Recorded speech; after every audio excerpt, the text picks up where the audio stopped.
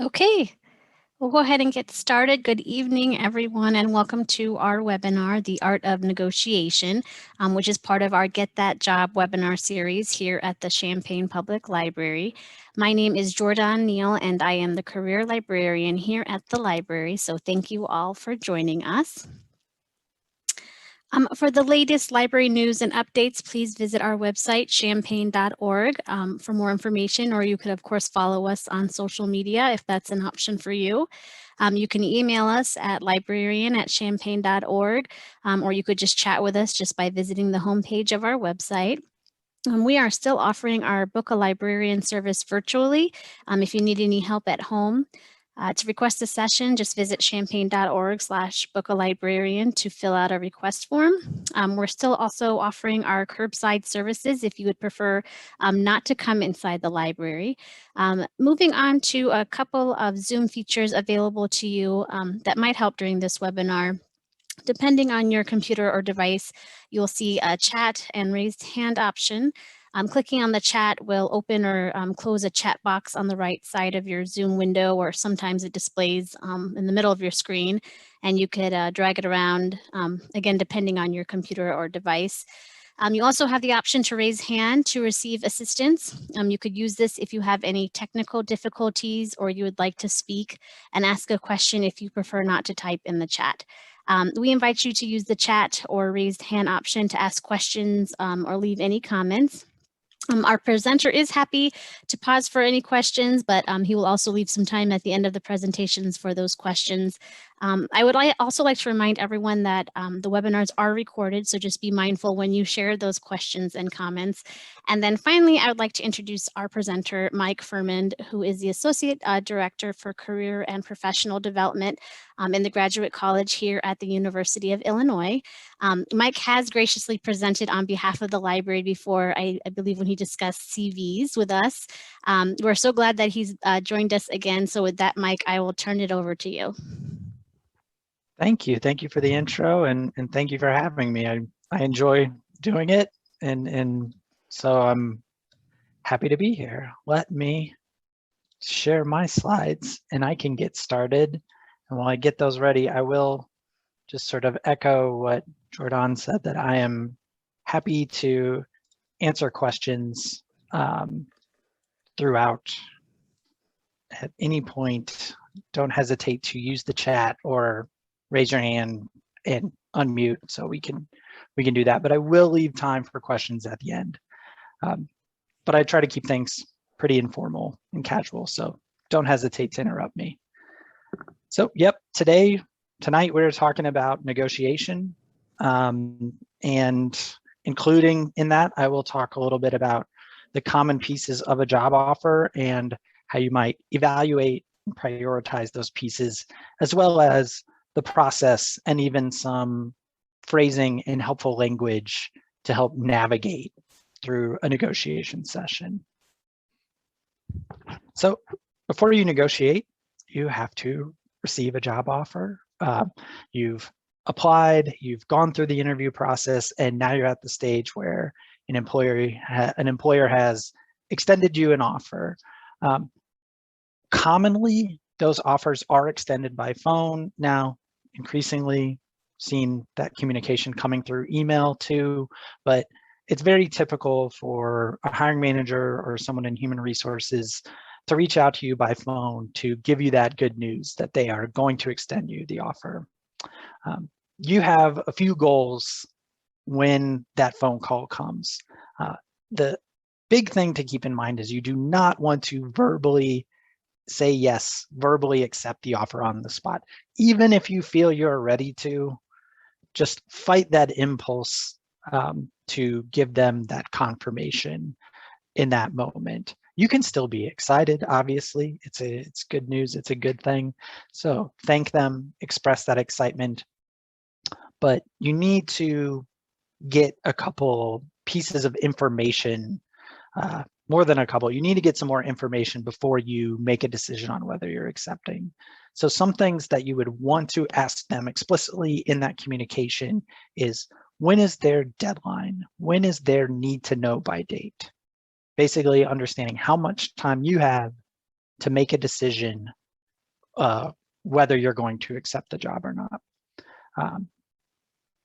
That is where employers have different policies, different kind of processes for how much time they give someone. It's okay in that moment if it feels like they aren't giving you enough time to request more. Kind of a standard is 1 to 2 weeks. And so if they're giving you only a week or till the end of a week, if an offer is coming early, it's certainly okay to advocate for yourself to say, hey, I'm going to need an extra weekend, or I'm going to need another week to look this over and make this decision. Because a phone call that you get when they give you the offer is not going to have all of the details you need to assess and make that decision.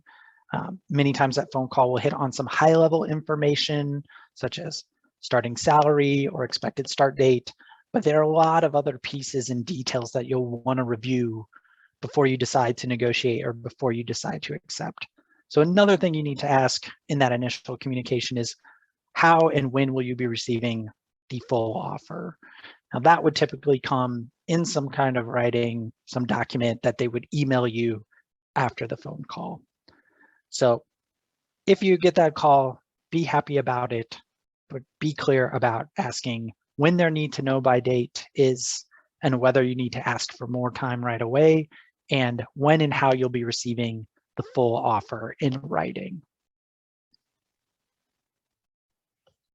That's a time to take a step back and think about, in your job search process, chances are that was not the only application or maybe the only company that you had interviewed with. If you have been interviewing with multiple organizations at the time of an offer, it can sometimes cause a little bit of additional anxiety or stress that, oh no, I have to make a decision on this offer, but there was this other opportunity that I was pursuing that maybe it would be a higher priority, or maybe you just want to find out, is this realistic before you accept or make a decision on that offer? It's certainly okay. And I think in your best interest to go back to those other organizations that you've met with or interviewed with to have a conversation about where you are in that job search process with them. So typically what you'd want to do is inform that other organization, inform your contact that you have received another offer. Now, I typically wouldn't recommend that you share who that offer is from or get into details about the offer or the compensation. It's essentially you're updating them that, hey, you've received an offer and now you are operating on a new timeline for having to make a decision on your employment. And you want to see if their timeline for making a decision on their hiring process can match or shift to meet yours. I found, my experience and people I work with, that you typically will have more success if you're interviewing with multiple organizations. If a company is interested in you, but they haven't offered, you can usually have more success getting them to speed up their timeline if they're really interested in you, rather than getting an offer and being able to push back and delay on making a decision endlessly on that first offer before you hear back from any and all other companies. So I think it's a good thing to do. It can be really informative one way or the other. If you were to reach out to a contact that you've interviewed with and said, hey, I've got another offer, I need to make a decision on this in the next 2 weeks. What is your timeline for making a decision on this other position that I interviewed for?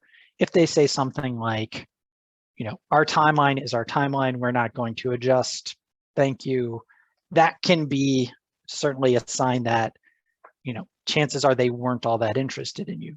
Now, if they come back and say, thank you for updating us, please do not make any decision before you hear from us again, we will be in contact soon, that's a good sign that likely they are shifting their timeline to meet yours, and you can hold off and wait to see if another offer comes in. But it is certainly okay to reach back to other organizations to see if their timeline can match yours based on the offer. All right, so they have extended this offer and they've sent it to you in writing now, and it's time to dig into it, evaluate what are the pieces that go into it, what can you identify and prioritize for a potential negotiation session. So there's some pretty basic information here on this slide. The typical items in a job offer to consider. Now, not all of these are negotiable, but these are all things that can help you make a decision and decide if this is the right fit for you. The big one, the one that people tend to focus on most, obviously, is salary. I think salary is, important, but I would broaden that out to think of it as like compensation, because salary is sort of just one piece of total compensation. And we'll talk about what those other pieces look like in a little bit. Start date, something to consider. Location and cost of living, if it's a job opportunity in a new community, a new city where you have to move. Those are considerations of what the cost of living and what that location means for that move. The benefits, health insurance, medical insurance, retirement, vacation, those are all things that are certainly important to factor in. And then just the work environment itself, the job itself. Is this something that is a good fit, a good match for you? So let's go by these one by one and kind of play it out. Salary. Again, this is one that people seem to focus on the most. I think, it is important to do some research and find out as much as you can on salary in terms of what is competitive or what is normal for that position, for your field, for that career, and try to get as much information as possible. Now, there are a lot of resources online, and not all of them, I would say, are trustworthy, but some of them can be helpful. So I think going online, going to websites to look for salary information is a good idea.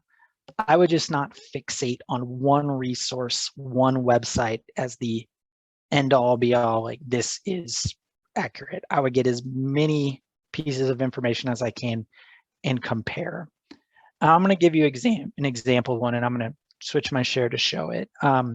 There's glassdoor.com, there's salary.com, and those, again, can be useful, but they're mostly crowdsourced, like information from people who have worked there that are self-reporting what their salary was, and may not always be the most reliable. One that I really like is listed on the slide there as bls.gov/OOH. That is the Bureau of Labor Statistics Occupational Outlook Handbook. And I'm actually going to show you what that looks like. I'm going to switch the share on my screen to show you that website, and I'll put the link in the chat as well.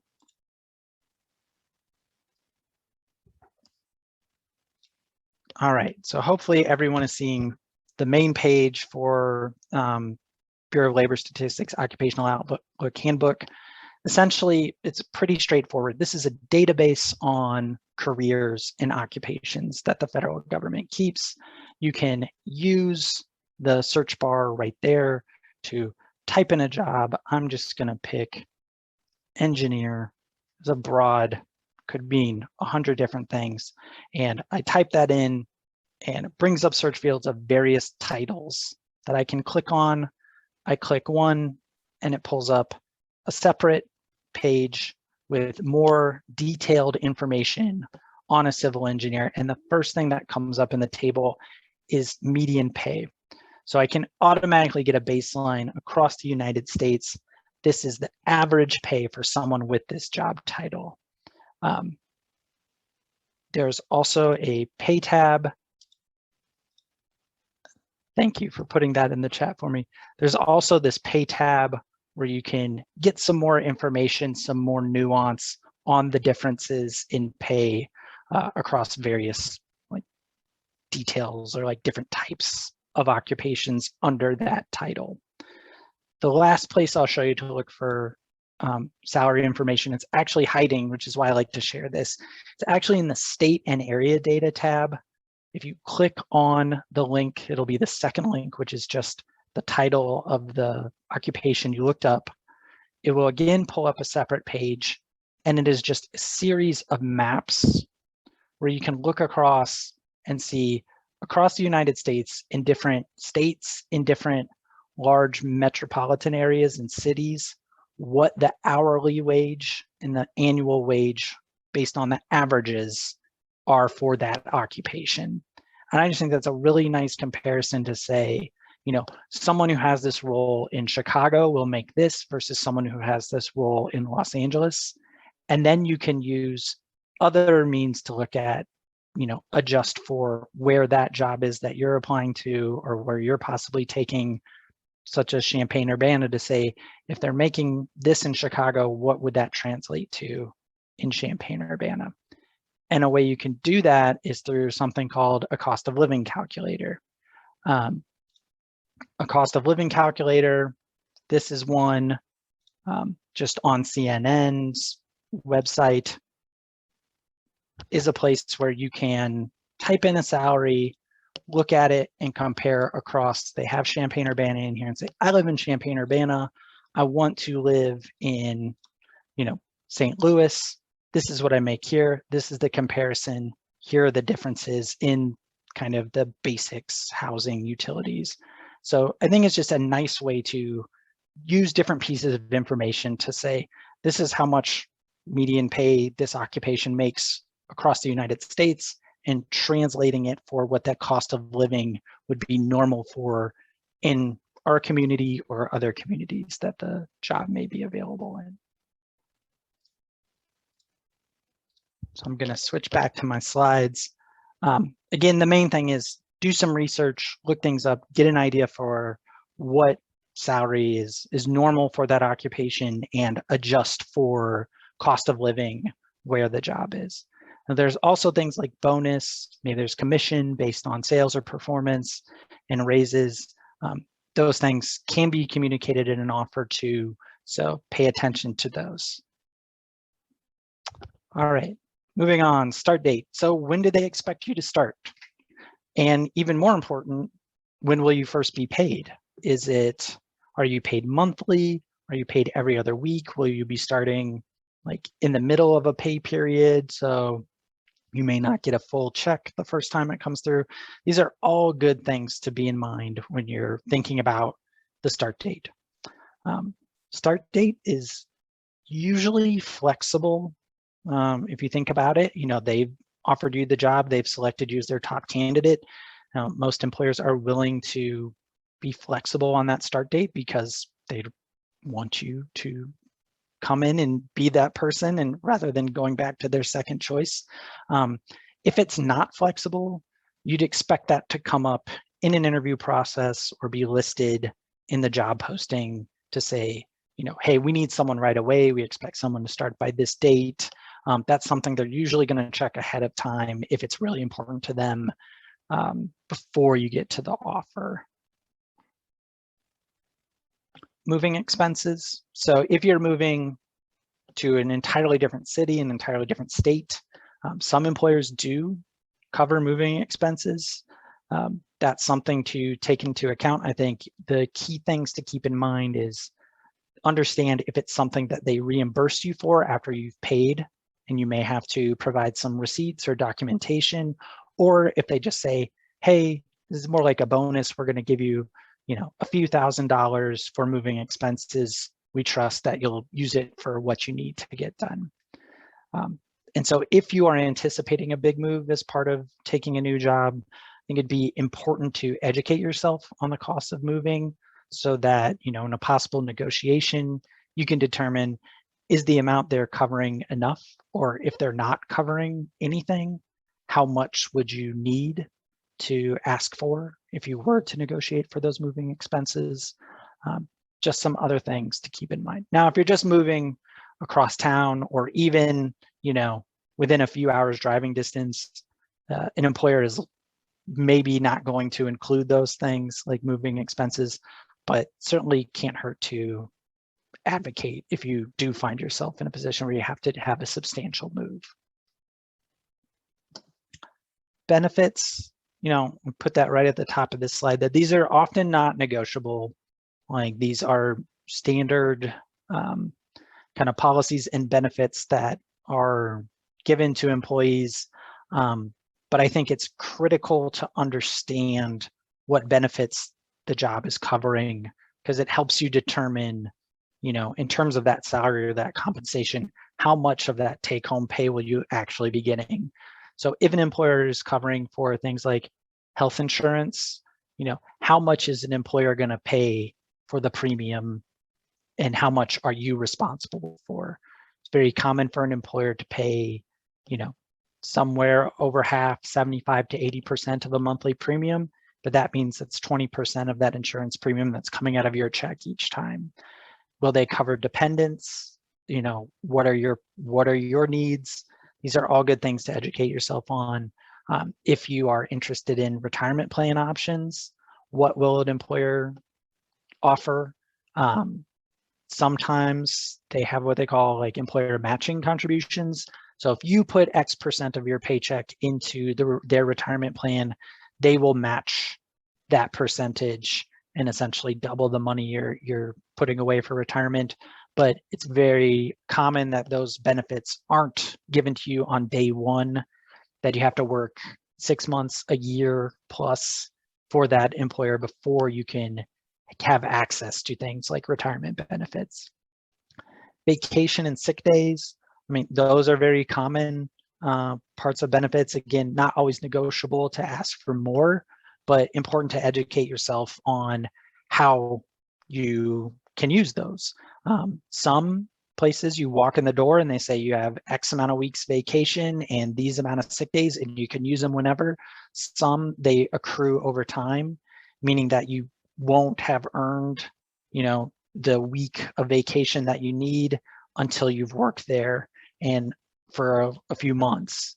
And so understanding how you can accumulate that vacation might be something you need to negotiate. Hey, they want you to start next month, but you had planned a vacation in the summer and you may not have accrued enough vacation time based on how long you've worked there. Is that something you might have to warn the employer, ask about, see if there's something you can work out to make sure you don't have to cancel a vacation. And again, I'll put in the chat, I have a link there to a glossary of terms to help you understand if you're unfamiliar with benefits packages, to educate yourself on what those things mean. All right, and then, I mentioned the working conditions. So just being clear while you're evaluating job offer, do I understand what's expected of me? Do I know what I'm walking into when I start this job? Have those responsibilities been clearly articulated? Do I know how I'm going to be evaluated and in what way, how often? Think about the opportunities for advancement. So maybe the salary isn't what you want right now, but have they indicated or communicated the possibility for additional pay, regular increases?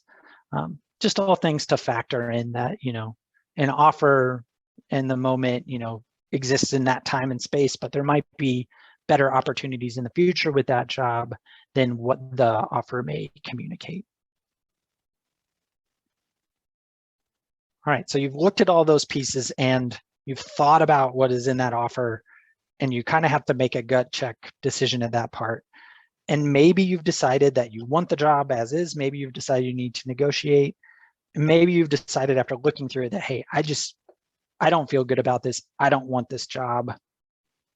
Should I still negotiate? Well, as you can see from the slide, don't. If you have decided you do not want the job, or the job would have to fundamentally change, they'd have to double the salary for you to even consider it, then that's not something that's going to fly in a negotiations session.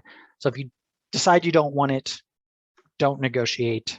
And I'll show you a little bit later some language on how you professionally withdraw or decline an offer. But if you do want the job, or even if you think I could want this job with some small changes or moderate changes, then it's time to identify and prioritize what those needs are, what those requests will be for the negotiation that you'll do. So think about your needs and wants. Like, what is your line in the sand? These are my musts. These are the things that would have to change or have to be adjusted for me to accept this job. The absolute minimum to get you to say yes. Now, again, maybe the offer is already there, but it's clear to know what that is. Then beyond that, what would you like to have? I mean, negotiation doesn't just have to be your must. It can be what additional requests would make you feel more comfortable, would make you feel like you have a better chance at success in that position, or would just prevent you from starting another job search in 6 months because the offer isn't what you're looking for at that time. Now, certainly an employer who just went through the hiring process is not interested in you having one foot out the door, one eye back on the job board after you've only been working there a few months. So think about those extra wants that would give you the security and the stability that you need if you were to accept the job. But you also have to understand what's reasonable. Typically an employer is not going to be able to move on everything that you ask for in negotiation. So knowing what a reasonable salary is in your field and what kind of your worth, what your value that you're bringing, thinking about the size of the organization, the type of the position, what kind of organization it is, a nonprofit versus a private versus government, often have different types of budgets and different types of flexibility when it comes to negotiation. Talk to people who like hit up your friends, hit up your network, figure out, what's comparable, see if they have any information that can help you determine what's reasonable. But don't get stuck on one piece of information. It's the same thing, like I was mentioning with those websites for salary. Like, don't just find one thing and base all of your requests and priorities in a negotiation session on that thing. You may only have one request. Like, there may only be one thing you really care about in the job, and you can kind of get stuck like on that. And I wouldn't say stuck, but it's okay if you only have one row request. Maybe you just want to move on salary. That's okay. But I wouldn't get stuck on one data point to base that request on. I get asked a lot when I do my negotiation slides and talk, like, how much is reasonable to ask for salary increase? Like, what is reasonable? And my default answer is always kind of like, well, it depends. Again, it depends on that sector, that size, what your field is like. I would say most people I work with are asking something like between a 4 to 10% increase. And again, because that's a percentage, there's a lot of flexibility. There's a lot of variation in what that could mean. But I say it's very common that people will ask somewhere between 4 to 10, 4 to 8% increase on a salary addition from a job offer, just as a ballpark to give people an idea. And that additional request could be really nice long-term, because yeah, it's a temporary discomfort to have kind of a not confrontational, but an uneasy conversation for negotiation. But an additional 2% or 4% on your salary every year can really add up over time.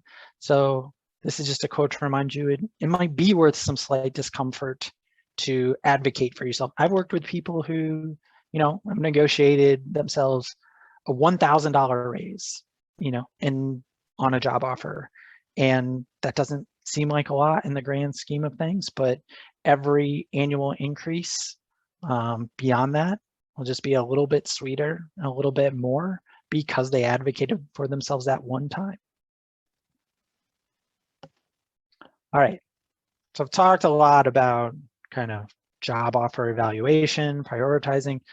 This is where we get into the process of negotiation and some recommendations for how you reach out to the employer and how you talk and frame that conversation when you negotiate. So the first thing you need to do while you are reviewing, they're waiting for you, the days are ticking away until their deadline, is you need to initiate contact. You need to get back in touch with them. And so how do you do that, and what do you communicate to them? So what you want to do is just set up a time to talk. And yes, I mean, talk by telephone. You know, we have face-to-face in here. I know that might be telephone or Zoom call right now, but a time where you can actually have a conversation with them to discuss the offer. Now, it's okay if you use email to set up this time to talk, but I would just strongly advise not to negotiate through email for a few reasons. I think everyone could attest to that. Manage or sometimes discern tone in an email. It can come off maybe as more aggressive or pushy or assertive than you want, or maybe not enough. And so that can be difficult to manage. Also, you know, you want to cut back as much as you can on back and forth, which we've all been in those endless email chains. And I think in a conversation, you can ask for and get information in real time that you can adjust to. And people generally just see it as more professional. So you do want to set up a time to talk. And ideally, you want to set up that time to talk before their deadline, that you could theoretically have that negotiation conversation. The employer may have a day or so after to amend the offer, and they could still get back to you, and you could make a decision before their original deadline. That would be ideal. So you don't want to wait until the day before their deadline or the day of their deadline to say, hey, let's talk, because I want to talk more about the offer. Try to do it earlier than that, which is why you may need to advocate for more time when you first get that offer to be able to make that happen. So in an email, it's okay to say, hey, thank you. I've had some time to look at the offer. I'm still really excited about this opportunity. Do you have time in the next day or two that I can ask some questions? We can discuss the offer further. I think it's okay in that email if you want to lay a foundation for what you want to discuss. So it's okay to say something like, you know, there are particular pieces of the offer that I'd like to discuss further, including salary, vacation time, and start date. Like it's okay to warn them to say, hey, these are the items I want to talk about, but I wouldn't necessarily make requests or questions in that email.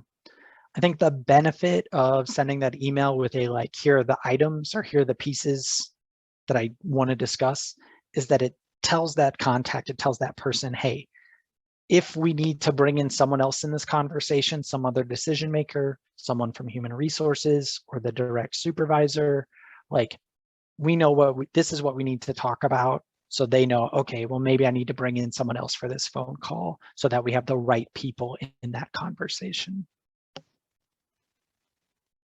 All right, so you've set up the time to talk. Now you need to make your negotiation plan. So, right, think about your employer. It can be easy when you're evaluating a job offer to think about like, okay, these are the things that I want, but I think a successful negotiator thinks about things from the employer's perspective too. The search process takes time. It's expensive. They don't want to do it again. So they have some, you know, interest in making you happy. They don't necessarily want to have to go down the list to their second choice, but they also have their own priorities and policies that may prevent them from meeting every request you have. But at the same time, as I talked about, they want you to be successful. They don't want you looking out the door as soon as you start. So just understanding that they are there to try to work with you and hope for more of a collaborative approach. Think about your own style and tone. I like to tell people that if you enter into that conversation and you bring the same tone and the same level of professionalism that you displayed in the interview process, there are very few things that you can say that are going to upset the employer or make them question or rescind the offer. Like if you bring an honest, positive, like collegial approach to the conversation, you know, you are not going to offend anybody. But that doesn't mean you can't use some leverage or be assertive to advocate for the things that you want. I like a tactic of asking questions to initiate a conversation. So you told them that you want to talk about salary, and rather than entering right away in a like, I would like the salary to be this much more, something like, I see, the initial offer, the starting salary is this amount. Can you explain more? Can you tell me more about how you calculate a starting salary for this position, or how you calculated this salary? And the idea behind that is, you're not necessarily looking for them to like tell you every piece of detailed information as to why that is the salary, but it's just that you want them to start opening into the conversation,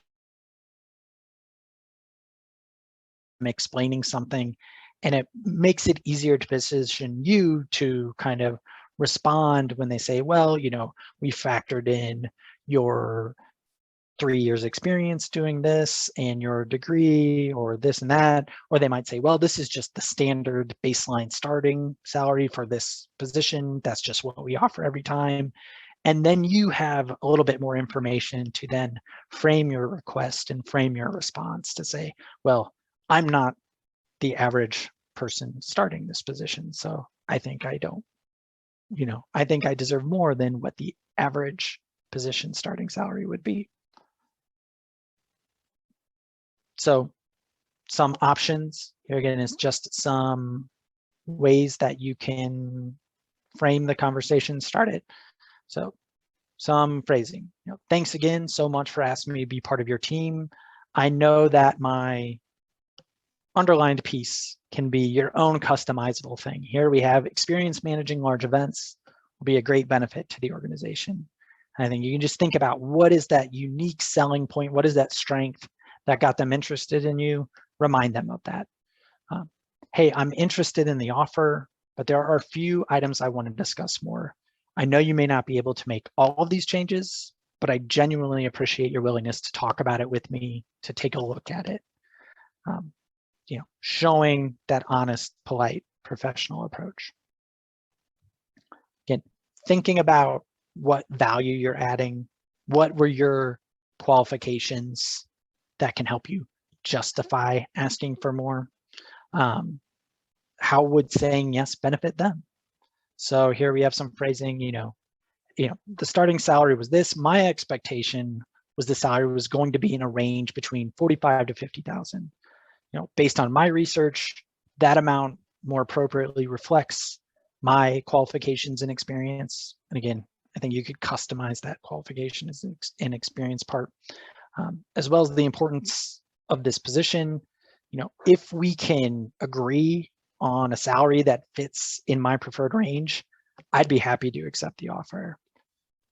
That, again, reminds them what was that thing that you were bringing to the table and gives them some options. I like when people use a range for salary, as long as the bottom end of your range is something that you're willing to agree to. But a range shows some flexibility. It gives them some options. You can imagine they're likely not going to hit the top of your range. So you can adjust your priorities to say, hey, this is going to look higher than what they're probably going to go to. But if my target was getting 46 or 47 out of them, then a range of 45 to 50, worst case scenario, I'm just coming in just under, that's the absolute worst I can do. Or maybe, you just put the bottom of that range as your absolute, I need this amount, that's the bottom. But, I think a range is a good way to frame that request. Thinking from things from their perspective means considering the whole offer. So maybe salary is the only thing you really care about, but if there are other things that would interest you, like you can show some flexibility and find some give and take there. So you can tell them, hey, look, I understand you may not be able to move on salary, but if that's the case, maybe we could talk then about if I could work from home 1 day a week. Some other option, some other alternative says my priority is this, but if we can't do anything on that, let's talk about this other thing, because that would be a sweetener for you. And again, gives them some options, some flexibility on making it easier for you to say yes. So again, more phrasing, more way you might want to do it. If we can get to X dollars on the salary, I'll accept today. If we can't get there, let's talk about this other thing. Now, this is a really important critical point about it. And the title of this slide is One Conversation, is that ideally you only want to have one negotiation conversation. What does that mean? That means when you set up that time to talk, you need to be transparent in telling the employer all the ways that they can get you to say yes. Now, that doesn't mean that they may not have an answer right on the spot. They may have to go back. You may have to have future conversations, but your goal is to not introduce new items in those future. So if if you come in and say, hey, I just need a, 5% bump in salary and I'll be good about it, and they say, okay, give us some time. They come back to you a day later and say, we can't get to 5%, but we can give you a 3% salary bump. Is that okay? And you say, yeah, I guess that's all right, but let's talk about this other thing now instead. That would be seen as unprofessional. That's going to really frustrate and turn off your employer and may lead to some negative outcomes. So in that first conversation, give them all the ways to get you to say yes.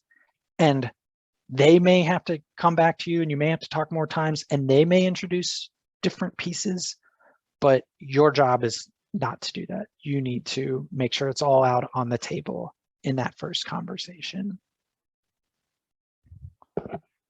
So again, just lots of different examples. I think you can see in some of this phrasing how you can use some language to show some leverage in that, like, hey, if we can get to these things that I want, I'm ready to accept the offer today.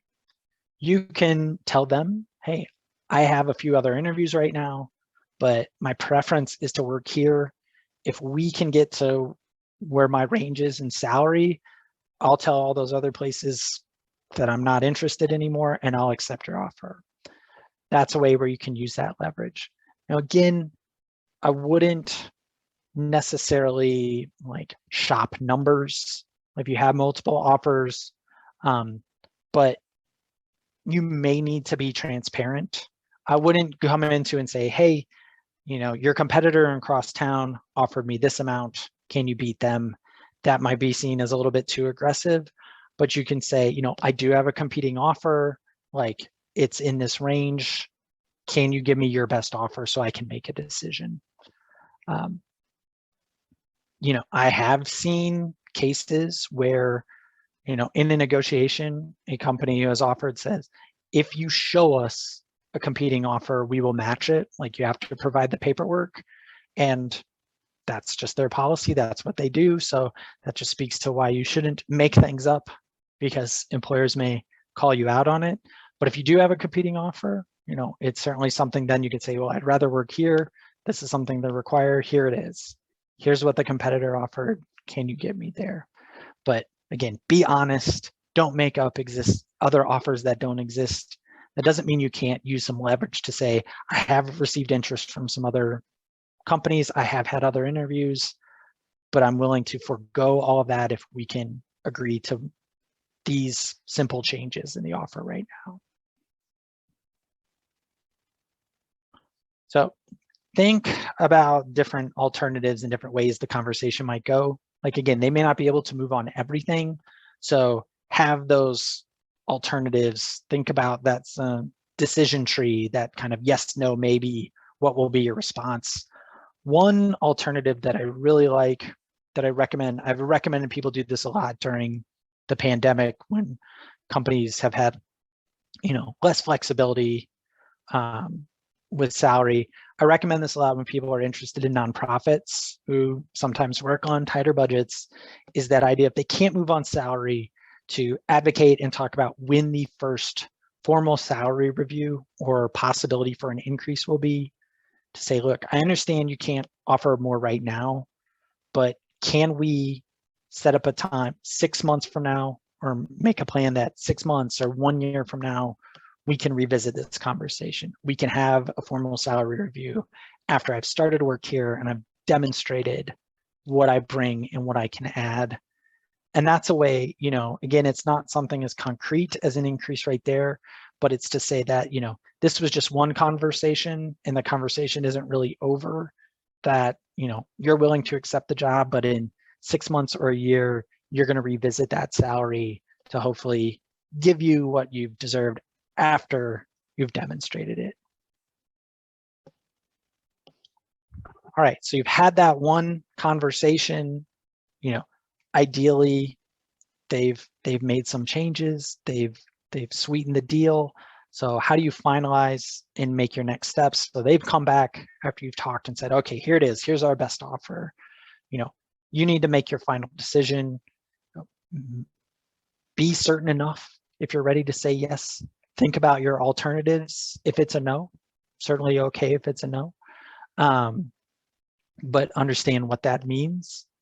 You know, again, a job offer and accepting isn't forever, but ideally you're accepting something that you're not immediately looking for alternatives as soon as you accept. If you are accepting, I would say, you know, thank them again, be excited, say, hey, yep, I'm ready to accept. Can I get the full offer in writing? Often there's some signatures and some formal procedures that have to go on from there. If you are in the middle of other searches, if you've interviewed or even if you've gotten other offers, I would not withdraw formally from any of those until after you have absolutely finalized in writing, you've signed the paperwork for the offer you're accepting. It's okay to kind of keep those other places in limbo just to make sure there are no kind of last minute surprises. So wait until the ink is dry once you've signed before you withdraw from other searches. If you're declining, and I think this is language you can think about using if you're withdrawing from other searches as well. So yeah, you know, thank you very much for offering me the position. I enjoyed our conversations as well as our discussions with your team. You know, again, we're being like very generous. You know, I appreciate you taking time. It was a difficult decision, but I will not be accepting your offer. Thank you for your considerations, and I wish you well in the future. If you're withdrawing from a search where you haven't gotten an offer, you can say, you know, I really appreciate the opportunity to interview. You know, at this time, I would like to withdraw my candidacy for the position. You know, thank you very much.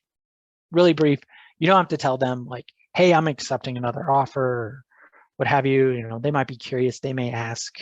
You know, depending on how comfortable you feel. Like again, you could tell them that, but it's not information you have to give them.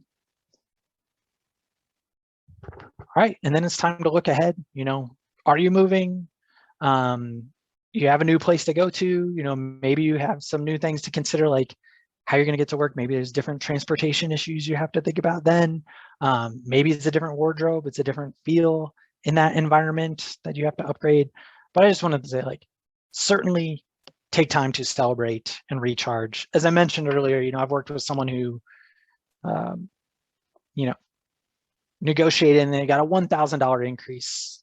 And, you know, it didn't seem like much in the grand scheme of things, but hey, I was like, you know, that's every time you go to lunch on your Friday, like go out to eat, you get that, you know, you go to a slightly more expensive restaurant or you get that extra thing, you know, you can think about, hey, I wouldn't be able to get this thing if I didn't take the time to advocate for myself and have that slightly uncomfortable conversation. So it's certainly something to celebrate, certainly something to be proud of. And even if you look to negotiate and they don't move on it, but you know, like be proud of yourself. It's something to celebrate. It's an achievement to have that kind of professional conversation. All right, that is the end of my slides.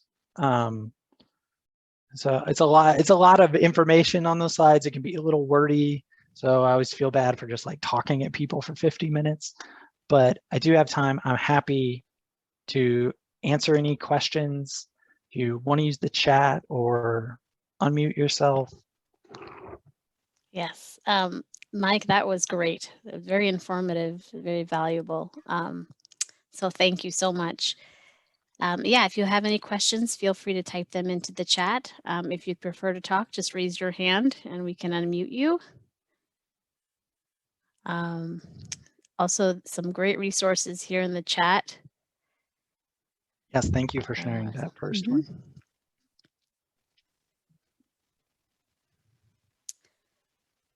All right, I'm going to start screen sharing as you guys think about your questions.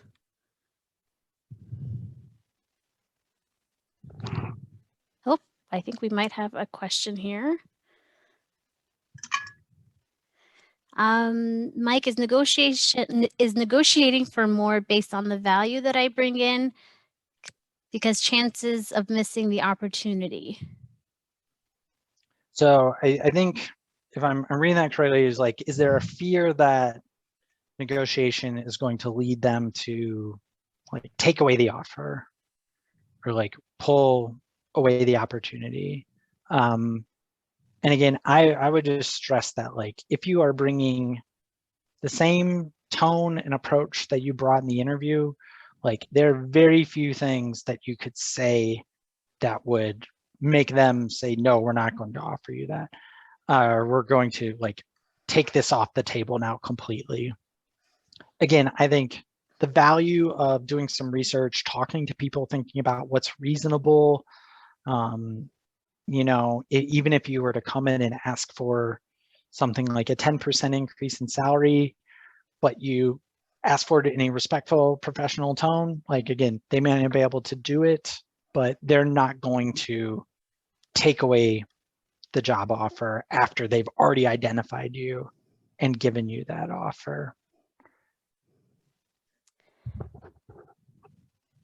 Thank you. They say thank you. Mm-hmm. We had a question about where are the chat resources. I will email those out to everybody, depending on when you arrived within the webinar. I think that's how you would see them. So I will email them to everyone.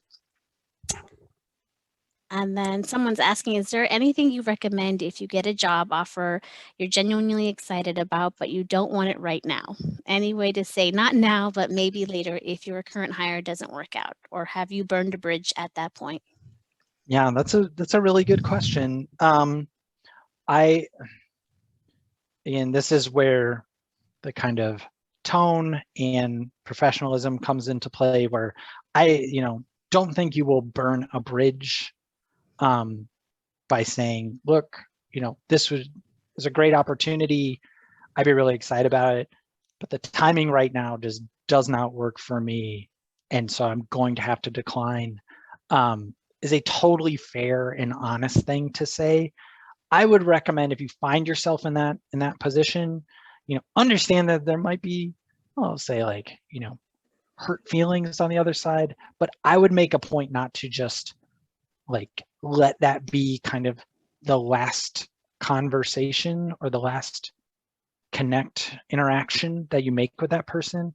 Like think of that person as like, okay, they offered, I had to withdraw because the timing just didn't work, but I'm not going to just wait until I need a job again or, to reach back out to them. Maybe it's something like every 3 to 6 months, you do a little check-in and you think of it as more as this person is in my network now, to say like, hey, how's your new hire working out, or how's work been for you? Just a more like a different type of interaction, so that maybe when the time is right for you or they're hiring again, you reach back out. It doesn't feel like, oh yeah, this person didn't want to come here back then and now they need something from us, but rather it's just a continuation of a conversation. That's someone who's been a person in your professional network that you've interacted with in the interim between when you needed the job the second time. Great, thank you. And we still have some time, so hopefully, thank you, they said. Here is my contact information if you want to reach out to me directly. We are, in addition to the webinars, we are helping people with resumes, cover letters, practice interview, things like that, where we can meet with you one-on-one. We're still doing them virtually right now, but we'd be happy to meet with you. And then our next webinar will be next Tuesday, April 20th at 7 p.m. It's going to be LinkedIn Basics, and I'll actually be presenting that one next Tuesday, so we hope that you'll join us. That's great. That's a very important one. Like for that question, exactly. That's someone you make a connection on LinkedIn, and that's a good way to keep in touch with them. Exactly. And in addition to that, we don't have it on the slides here. Here's the remaining webinars for April, but we are also hosting professional headshots at the, I think the week of April 26th. So look at our events calendar where you can sign up for a headshot. You get a free copy of your photo, which will be edited for you. So you can sign up for a session here at the library. Oh, they're saying that you were great. Yes, yes, and we'll have the recording on the library's YouTube channel as well. And then here are our webinars coming up in May. We'll kind of be starting off the season again on May 5th with Design Your Career with Kevin Martledge, who's a local career coach. And any further questions for Mike? Mike, I think you covered a lot of great things. There wasn't any questions I had you seem to answer throughout the presentation, so. Great, great. Glad it was useful.